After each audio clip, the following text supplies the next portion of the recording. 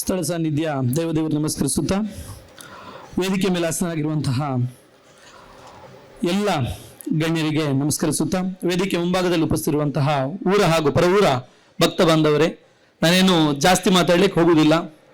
ತುಂಬ ಮಂದಿ ಹಿರಿಯರಿದ್ದಾರೆ, ನಾನೊಬ್ಬ ಸಣ್ಣ ಹುಡುಗ. ಹಾಗಾಗಿ ತುಂಬ ಒಂದು ಖುಷಿಯ ವಿಚಾರ ಯಾವುದು ಅಂತ ಹೇಳಿದ್ರೆ, ಇಂತಹ ಒಂದು ಜಾತ್ರಾ ಮಹೋತ್ಸವದಲ್ಲಿ ಭಾಗವಹಿಸುವಾಗ ತುಂಬಾ ಖುಷಿ ಆಗ್ತದೆ. ಯಾಕಂತ ಹೇಳಿದ್ರೆ ಈ ನಾಳ ದೇವಸ್ಥಾನ ಬಂದಾಗ ತುಂಬಾ ಖುಷಿ ಆದದ್ದು ಯಾವುದು ಅಂತ ಹೇಳಿ ಜನರ ಒಗ್ಗಟ್ಟು. ಇಲ್ಲಿ ಯಾವುದೇ ರೀತಿಯ ಒಂದು ಭೇದ ಭಾವ ಇಲ್ಲದೆ ನಾವೆಲ್ಲರೂ ನಾವು ಮೊನ್ನೆ ಬಂದಿದ್ದೆ, ಬರುವಾಗ ಸ್ವಲ್ಪ ಲೇಟ್ ಆಗಿತ್ತು. ನಮ್ಮನ್ನು ಎಲ್ಲರೂ ಒಂದು ಯಾವುದೇ ರೀತಿಯಲ್ಲಿ ಒಂದು ಇದಿಲ್ಲದೆ ಎಲ್ಲರೂ ಒಂದು ಊಟಕ್ಕೆ ಕರ್ಕೊಂಡು ಹೋಗಿರ್ಬೋದು ಅಥವಾ ಒಂದು ಮಾತಾಡಿಸುವಲ್ಲಿರ್ಬೋದು. ತುಂಬಾ ಒಂದು ಪುನಃ ಬರುವ ಅಂತ ಹೇಳುವಂತ ರೀತಿಯಲ್ಲಿ ನಮ್ಗೆ ಒಂದು ಒಳ್ಳೆಯ ಗೌರವವನ್ನು ಕೊಟ್ಟು ಮಾತಾಡಿಸುವಾಗ ಒಂದು ಜನಗಳ ಒಂದು ಪ್ರೀತಿ, ಅದೊಂದು ನಿಷ್ಕಲ್ಮಶವಾದಂತಹ ಪ್ರೀತಿ.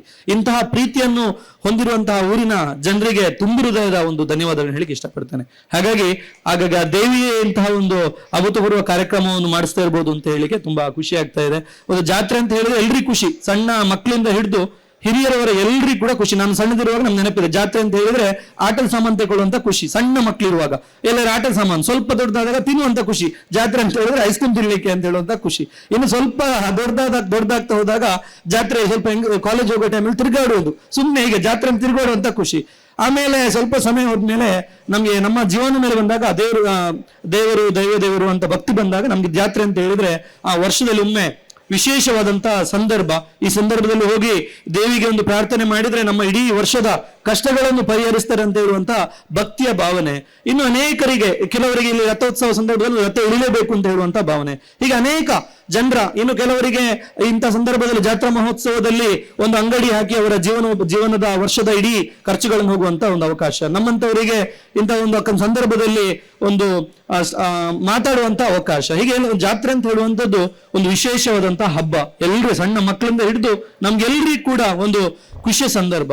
ಹಾಗೆ ಇಂಥ ಸಂದರ್ಭದಲ್ಲಿ ಅಮ್ಮಂದಿರು ತುಂಬಾ ಮಂದಿ ಬಂದಿದ್ದೀರಾ, ಮಕ್ಕಳನ್ನು ಕೂಡ ಆದಷ್ಟು ಕರ್ಕೊಂಡು ಬರಬೇಕು. ಯಾಕಂತ ಹೇಳಿದ್ರೆ ಈಗ ಎಕ್ಸಾಮ್ ಟೈಮ್ ಅಂತ ಹೇಳಿ ಮಕ್ಕಳು ಮನೆಯಲ್ಲಿ ಇರ್ತಾರೆ, ಆದ್ರೆ ಮನೆಯಲ್ಲಿ ಓದ್ತಾರ, ಮೊಬೈಲ್ ಯೂಸ್ ಮಾಡ್ತಾರ ಗೊತ್ತಾಗುದಿಲ್ಲ. ಯಾಕಂತ ಹೇಳಿದ್ರೆ ಧಾರ್ಮಿಕ ಕಾರ್ಯಕ್ರಮದಲ್ಲಿ ಭಾಗವಹಿಸುವ ಮುಖಾಂತರ ನಮ್ಮನ್ನು ನಾವು ಒಂದು ಆದಷ್ಟು ಪಾಸಿಟಿವ್ ಆಗಿ ನಾವು ಕನ್ವರ್ಟ್ ಮಾಡ್ಬೋದು. ಯಾಕಂತ ಹೇಳಿದ್ರೆ ಯಾಕೆ ಈ ದೇವಸ್ಥಾನಗಳು ಅಥವಾ ಧಾರ್ಮಿಕ ಕ್ಷೇತ್ರಗಳಿಗೆ ಹೋಗ್ಬೇಕು ಅಂತ ಹೇಳುವಂತ ಮಾತು ಅಂತ ಹೇಳಿದ್ರೆ ನಮ್ಮನ್ನ ಒಂದು ಪಾಸಿಟಿವ್ ಆಗಿ ಕನ್ವರ್ಟ್ ಮಾಡ್ಲಿಕ್ಕೆ ಆಗ್ತದೆ. ಯಾಕಂದ್ರೆ ಇಂದಿನ ಯುವ ಜನರು, ಸ್ಪೆಷಲ್ ಆಗಿ ನಮ್ಮ ಇವರು SKD ಬಿಡಿ ಸರ್ ಹೇಳಿದ್ರು, ತುಂಬಾ ಒಳ್ಳೆಯ ರೀತಿಯಲ್ಲಿ ಹೇಳಿದ್ರು.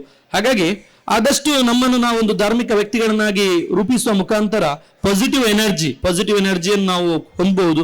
ಅದು ಕೂಡ ಇಂಥ ಜಾತ್ರಾ ಸಂದರ್ಭದಲ್ಲಿ, ಇಂಥ ಕಾರ್ಯಕ್ರಮದಲ್ಲಿ ಭಾಗವಹಿಸಿದ್ರೆ ಖಂಡಿತ ಒಂದು ವಿಶೇಷವಾದಂತ ಒಂದು ಶಕ್ತಿ ಇರ್ತದೆ. ಹಾಗಾಗಿ ಜಾತ್ರೆ ಸಂದರ್ಭದಲ್ಲಿ ನಮ್ಮ ಎಲ್ಲರೂ ಯುವಕರು ಕೂಡ ಅಮ್ಮಂದಿರು ಬಂದಿದ್ದೀರಿ. ಯಾಕೆಂತ ಹೇಳಿದ್ರೆ ನಾನು ಯಾವಾಗ್ಲೂ ಹೇಳ್ತೇನೆ ಈ ಮಾತು, ಆದ್ರೂ ಇಲ್ಲಿ ನಾನು ಫಸ್ಟ್ ಮಾತಾಡೋಕೆ ಪುನಃ ಹೇಳ್ತೇನೆ ಅದು. ಯಾಕಂದ್ರೆ ನನ್ನ ಅಜ್ಜನ ಕಾಲದಲ್ಲಿ ಒಂದು ಮಾತಿತ್ತು. ಯಾವ್ದು ಮಾತು ಅಂತ ಹೇಳಿದ್ರೆ, ತುಂಬಾ ಶ್ರೀಮಂತರು ಯಾರು ಅಂತ ಹೇಳಿದ್ರೆ ತುಂಬಾ ಜಾಗ ಇದ್ದವರು, ತುಂಬಾ ಆಸ್ತಿ ಇದ್ದವರು ಶ್ರೀಮಂತರು. ನನ್ನ ಅಜ್ಜ ಯಾವಾಗ್ಲೂ ಹೇಳ್ತಾ ಇದ್ರು.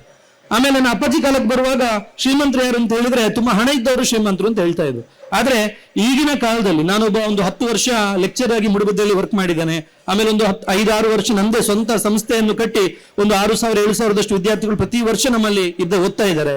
ಇವಾಗ ನಾನು ಕಂಡುಕೊಂಡ ಸತ್ಯ ಯಾವುದು ಅಂತ ಹೇಳಿದ್ರೆ, ಈಗಿನ ಕಾಲದಲ್ಲಿ ಯಾರು ಶ್ರೀಮಂತರು ಅಂತ ಹೇಳಿದ್ರೆ ಒಳ್ಳೆಯ ವ್ಯಕ್ತಿತ್ವವನ್ನು ಹೊಂದಿರುವಂತ ಮಕ್ಕಳು ಯಾರಾದ್ರು ಹೊಂದಿದ್ರೆ ಅಂತ ಅಪ್ಪ ಅಮ್ಮನೇ ತುಂಬಾ ಶ್ರೀಮಂತರು. ಹಾಗಾಗಿ ಮಕ್ಕಳಿಗೆ ಒಂದು ಓದುವುದರೊಟ್ಟಿಗೆ ಒಂದು ಒಳ್ಳೆಯ ವ್ಯಕ್ತಿತ್ವವನ್ನು ಕೂಡ ರೂಪಿಸುವಂತ ಒಂದು ಅಗತ್ಯ ಇದೆ. ಹಾಗಾಗಿ ಇಂತಹ ಧಾರ್ಮಿಕ ಕಾರ್ಯಕ್ರಮಗಳ ಮುಖಾಂತರ ಅವರೊಂದು ಒಳ್ಳೆಯ ವ್ಯಕ್ತಿಗಳನ್ನಾಗಿ ಮಾಡಬಹುದು. ನಾನು ರತ್ನಮನಸ್ಸಲ್ಲಿ ಓದ್ತಾ ಇದೆ, ಅವಾಗ ನಮ್ಮ ರತ್ನಮ್ಮನವರು ಒಂದು ಕಥೆ ಹೇಳಿದ್ರು, ನಂಗೆ ಯಾವಾಗ ನೆನಪಾಗ್ತದೆ, ಯಾಕೆ ದೇವರನ್ನು ನಾನು ನಂಬಬೇಕು ಅಂತ ಹೇಳಿ. ನಾನು ಅಲ್ಲಿರೋ ಒಂದು ಸಂದರ್ಭವಿರ್ಬೋದು, ಇಬ್ರು ಗೆಳೆಯರು, ಇದೊಂದು ಕಥೆ ಹೇಳಿ ನನ್ನ ಮಾತನ್ನು ಮುಗಿಸ್ತೇನೆ. ಇಬ್ರು ಗೆಳೆಯರು ಇರ್ತಾರೆ, ಒಬ್ಬ ದೇವರ ಭಕ್ತ, ಇನ್ನೊಬ್ಬ ಸ್ವಲ್ಪ ನಾಸ್ತಿಕ, ದೇವರನ್ನಷ್ಟು ನಂಬ್ತಾ ಇರ್ಲಿಲ್ಲ. ಅವರಿಬ್ರು ಕೂಡ ಒಂದು ಕಾಡಲ್ಲಿ ಹೋಗ್ತಾ ಇರ್ಬೇಕಾದ್ರೆ ಒಬ್ಬ ದೇವರ ಭಕ್ತ ಯಾವಾಗ್ಲೂ ದೇವರು ಓಂ ನಮಃ ಶಿವಾಯ ಅಂತ ಹೇಳಿ ಹೇಳ್ತಾ ಹೋಗ್ತಾ ಇದ್ದ. ಇನ್ನೊಬ್ಬ ದೇವರಿಲ್ಲ, ನಂಬ್ತಾ ಇರ್ಲಿಲ್ಲ ಅವ. ಆದ್ರೆ ಸ್ವಲ್ಪ ಮುಂದೆ ಹೋಗುವಾಗ ಯಾರು ಈ ದೇವರನ್ನು ನಂಬ್ತಾ ಹೋಗ್ತಾ ಇದ್ದಲ್ವಾ, ಅವನಿಗೆ ಒಂದು ಸಣ್ಣ ಮುಳ್ಳು ಚುಚ್ಚಿತ್ತು ಅವನ ಕಾಲಿಗೆ. ಅಯ್ಯೋ ದೇವರೇ ಅಂತ ಹೇಳಿ ಪುನಃ ಹೋಗುವ ಕಾಲೆಲ್ಲ ಬ್ಲಡ್ ಬಂತು. ಇನ್ನು ಅವಾಗ ಇವನು ನೆಗಡಿದ, ಯಾರು ನಾಸ್ತಿಕ ನೆಗಡಿದ, ನೋಡು ಮಾರ್ಯ ನಿಂಗೆ ಮುಳ್ಳು ಚುಚ್ಚಿತು ಅಂತ. ಸ್ವಲ್ಪ ಇನ್ನು ಮುಂದೆ ಹೋಗುವಾಗ ಯಾರು ನಾಸ್ತಿಕ ಇದ್ದ ಅವನಿಗೆ ₹1 ಕಾಯಿನ್ ಸಿಕ್ಕಿತು. ಆಗ ಇವನಿಗೆ ಭಾರಿ ಬೇಸರ ಆಯ್ತು, ಯಾರು ದೇವರನ್ನು ನಂಬ್ತಾ ಇದ್ದಲ್ವಾ ಅವನಿಗೆ ತುಂಬಾ ಬೇಸರ ಆಯ್ತು. ನಾನು ಇಷ್ಟು ದೊಡ್ಡ ದೇವರನ್ನು ನಂಬ್ತಾ ಇದ್ದೆ, ನಂಗೆ ಮುಳ್ಳು ಚುಚ್ಚಿತ್ತು ಕಾಲಿಗೆ. ಅವನು ನೋಡಿದ್ರೆ ದೇವರ ನಾಸ್ತಿಕ, ಅವನಿಗೆ ₹1 ಕಾಯಿನ್ ಸಿಕ್ಕಿತು ಅಂತ. ದೇವರಿಗೆ ತುಂಬಾ ಬೇಸರ ಆಯ್ತು, ಯಾರು ದೇವರ ಭಕ್ತ ಇದ್ದ ಅವನು ತುಂಬಾ ಬೇಸರ ಆಯ್ತು.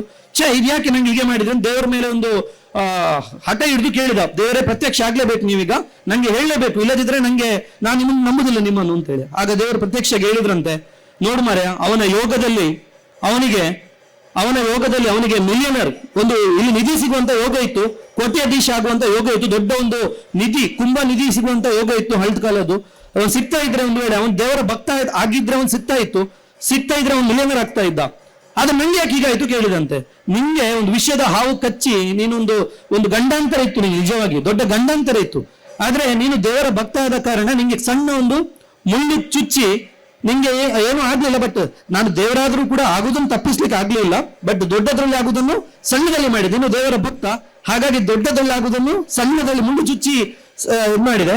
ಅವನು ನಿಜವಾಗಿ ದೇವರ ಭಕ್ತ ಇರಲಿಲ್ಲ, ದೇವರನ್ನು ಅವನು ಕೂಡ ಭಕ್ತಿ ಮಾಡ್ತಾ ಇದ್ರೆ ಅವನು ಒಂದು ವೇಳೆ ಅವನು ಕೂಡ ದೊಡ್ಡ ನಿಧಿ ಸಿಕ್ತಿತ್ತು ಅವನಿಗೆ.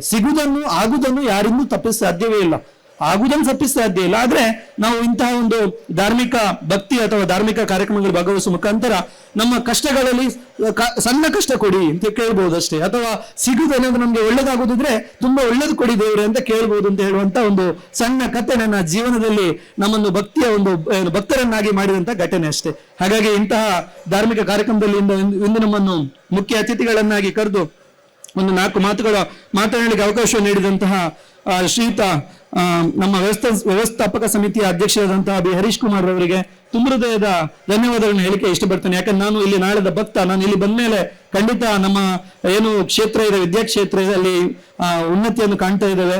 ನಮ್ಮ ಗುರುವಾಯಿನಕೆರೆ ಮತ್ತೆ ನಾಳಕ್ಕೆ ಒಂದು ಮೊದಲಿಂದ ಕೂಡ ಸಂಬಂಧ ಇತ್ತು, ಅದೆಲ್ಲರಿಗೂ ಗೊತ್ತಿದೆ.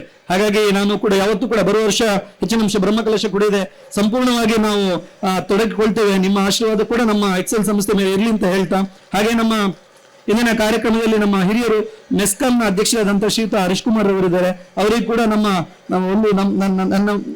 ತುಂಬ ಹೃದಯದ ಒಂದು ಅಭಿನಂದನೆಗಳು ಹೇಳ್ತಾ ಇದ್ದೇನೆ. ಹಾಗೆ ನಮ್ಮ ಮಿತ್ರರಾಗಿರುವಂತಹ ಬೆಸ್ಟ್ ಫೌಂಡೇಶನ್ ಶ್ರೀಯುತ ರಕ್ಷಿತ್ ಶಿವರಾಮ್ರವರು, ಯಾಕಂದ್ರೆ ನಾವು ಒಳ್ಳೆ ಕೆಲಸವನ್ನು ಮಾಡುವಾಗ ಸಪೋರ್ಟ್ ಮಾಡಿ ತುಂಬಾ ಮಂದಿ ಇರ್ತಾರೆ. ಯಾಕಂತ ಹೇಳಿದ್ರೆ ನಾವು ಯಾವುದೇ ರೀತಿಯಲ್ಲಿ ರಾಜಕೀಯ ರಹಿತ ವ್ಯಕ್ತಿಗಳು ನಾವೆಲ್ಲ. ನನ್ನ ಉದ್ದೇಶ ಏನಿದ್ರು ಕೂಡ ಒಂದು ಒಳ್ಳೆಯ ಸಂಸ್ಥೆಯನ್ನು ಕಟ್ಟಿ 4 ಮಂದಿಗೆ ಒಂದು ಒಳ್ಳೇದು ಮಾಡಬೇಕು, ಪ್ರಾಮಾಣಿಕ ಉದ್ದೇಶ ಇಟ್ಕೊಂಡು ನಾವು ಮಾಡಿದವರು. ಹಾಗಾಗಿ ಎಕ್ಸೆಲ್ ಸಂಸ್ಥೆದ್ದು ಯಾವತ್ತೂ ಕೂಡ ಪ್ರಾಮಾಣಿಕ ಉದ್ದೇಶ ಇರ್ತದೆ.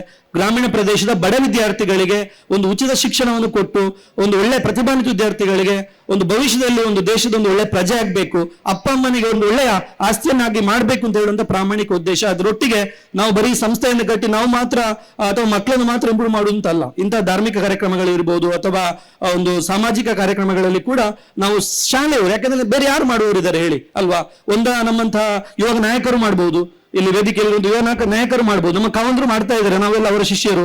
ಹಾಗೆ ನಮ್ಮ ಇಲ್ಲಿ ದೇವಸ್ಥಾನದ ಸಮಿತಿಯವರು ಮಾಡ್ಬೋದು. ಬಿಟ್ರೆ ನಮ್ಮಂತ ವಿದ್ಯಾಸಂಸ್ಥೆಯವರು ಮಾತ್ರ ಇಂಥ ಒಂದು ಒಳ್ಳೆ ಅವಕಾಶ ಇರುವುದು. ಅದನ್ನು ನಾನು ಖಂಡಿತ ಕಂಡುಕೊಂಡ ಕಾರಣದಿಂದಾಗಿ ನಾನು ಇಂತಹ ಸಾಮಾಜಿಕ ಕಾರ್ಯಕ್ರಮದಲ್ಲಿ ಭಾಗವಹಿಸುದು, ಬಿಟ್ರೆ ಯಾವುದೇ ರೀತಿಯ ಬೇರೆ ಯಾವ ಲಾಭಕ್ಕೂ ಅಲ್ಲ. ಹಾಗಾಗಿ ಒಳ್ಳೆ ಕಾರ್ಯಕ್ರಮಕ್ಕೆ ನಮಗೆ ಹೆಚ್ಚಿನವರೆಲ್ಲ ಸಪೋರ್ಟ್ ಮಾಡ್ತಾರೆ, ಅದು ನಮಗೆ ತುಂಬಾ ಖುಷಿಯ ವಿಚಾರ. ಕ್ಷೇತ್ರ ಕೂಡ ನಮ್ಮ ಒಳ್ಳೆಯ ಕೆಲಸಕ್ಕೆ ಯಾವತ್ತೂ ಕೂಡ ಸಪೋರ್ಟ್ ಮಾಡಿದವರು. ಹಾಗೆ ವೇದಿಕೆ ಮೇಲೆ ನಮ್ಮ SKDAP ಮುಖ್ಯಸ್ಥರಿದ್ದಾರೆ, ಅವರು ಕೂಡ ನಾವೆಲ್ಲ ಅಲ್ಲಿ ಓದಿದವರು, ರತ್ನಮಾನಸದಲ್ಲಿ ಸಿದ್ಧವೊಂದಲ್ಲಿ ಓದಿದವ. ಹಾಗಾಗಿ ಇಂತಹ ಒಂದು ಒಳ್ಳೆಯ ಕಾರ್ಯಕ್ರಮದಲ್ಲಿ ನನಗೆ ಅವಕಾಶ ಕೊಟ್ಟಿದ್ದಕ್ಕಾಗಿ ಎಲ್ಲರಿಗೂ ಕೂಡ ಒಂದು ತುಂಬ ಹೃದಯ ಧನ್ಯವಾದಗಳನ್ನು ಹೇಳ್ತಾ, ನಿಮ್ಮ ಆಶೀರ್ವಾದ ಯಾವತ್ತೂ ಕೂಡ ವೇದಿಕೆ ಮೇಲೆ ತುಂಬಾ ಗಣ್ಯರಿದ್ದೀರಿ, ನಿಮ್ಮ ಆಶೀರ್ವಾದ ನಮ್ಮ ಎಕ್ಸೆಲ್ ಸಂಸ್ಥೆ ಮೇಲೆ ಯಾವತ್ತೂ ಕೂಡ ಇರಲಿ ಹೇಳ್ತಾನೆ 2 ಮಾತುಗಳಿಗೆ ವಿರಾಮವನ್ನು ನೀಡ್ತೇನೆ. ಊರ ಹಾಗೂ ಪರವೂರ ಭಕ್ತರಿಗೆ ಕೂಡ ನಮಸ್ಕರಿಸ್ತೇನೆ. ಧನ್ಯವಾದಗಳು. Thank you.